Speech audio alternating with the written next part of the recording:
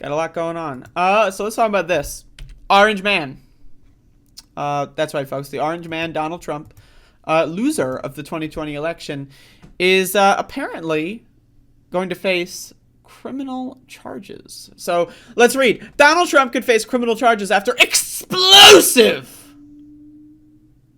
John Eastman emails revealed.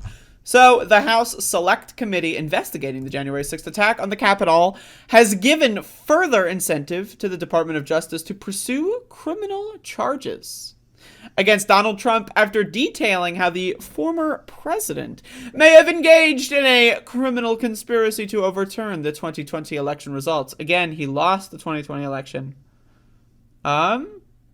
He's a loser.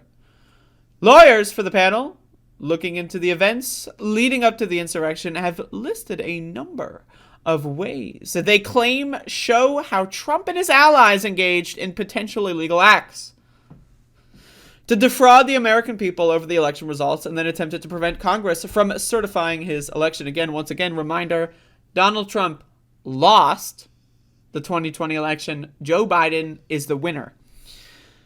The filings are the most detailed outline of potential crimes committed by Trump laid out by the panel. The allegations submitted in the U.S. District Court in the Central District of California were filed in response to attempts by one of Trump's lawyers, John Eastman, to fight a subpoena issued by the panel while citing attorney-client privilege. The committee argues that a judge should reject Eastman's attempt to block the subpoena, ordering him to hand over the documents, as the normally well-protected privilege cannot be used if the lawyer and his client are attempting to cover up or engage in a crime. To back up its claim, the committee revealed an email from Eastman, which he appeared to admit that his and Trump's plans to stop the election results from being certified in favor of Joe Biden were illegal. That's crazy. As part of their effort, Trump and his lawyer attempt to put pressure on former Vice President Mike Pence to prevent the votes from being certified in Congress in his role as presiding officer of the Senate. In one email to Pence's lawyer, Eastman wrote, "I implore you to consider one more relatively minor violation of the Electoral Count Act to adjourn for 10 days to allow legislatures to finish their investigations into non-existing voting fraud." That would push up the clock to January 16, by the way, like 4 days before inauguration.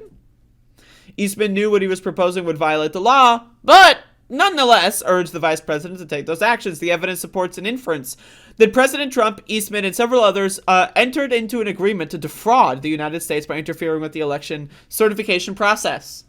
Now tell me shit that I don't know. The filing also states that this is evidence that there is evidence that Trump and his team may have committed common law fraud by repeatedly pushing false claims that the 2020 election was rigged. Again, Donald Trump lost the 2020 election. He's a loser. The president and his associates persisted in making stolen election claims. Again, Donald Trump is the loser of the 2020 election. Joe Biden is the winner. Even after the president's own appointees at the Department of Justice and Department of Homeland Security, along with his own campaign staff, had informed the president that his claims were wrong.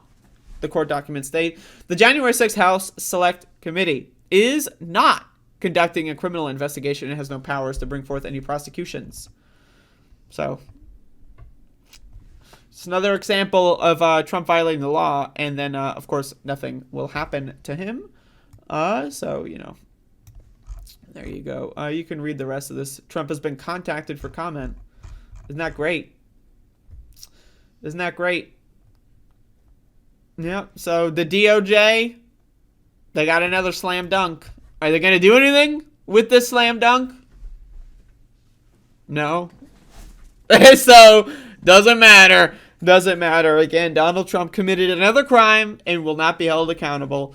And then he'll just go into office in 2024 and pardon himself. That's going to be what's going to happen. Or it'll be if he can't do that, right?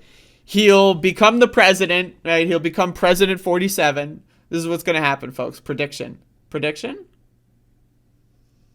So he's going to become President 47. His vice president, Ron DeSantis, right? Whoever it is, right? Donald Trump's going to resign, right? Then whoever the vice president is going to be President 48, and he's going to pardon Donald Trump for all of his crimes. Boom. Easy mode. Then he's going to nominate Donald Trump as the vice president. Boom. Then vice president, and then Donald Trump is confirmed or whatever that process is. And then vice president 48 will resign. And then Donald Trump will be president 45, 47, and 49. Now, having been freshly pardoned, he will then nominate, that's right, you guessed it, Hillary Clinton to be the vice president. And then they reveal on everyone that it was all a sham. And Donald Trump then resigns in disgrace. And Hillary Clinton becomes the 50th president.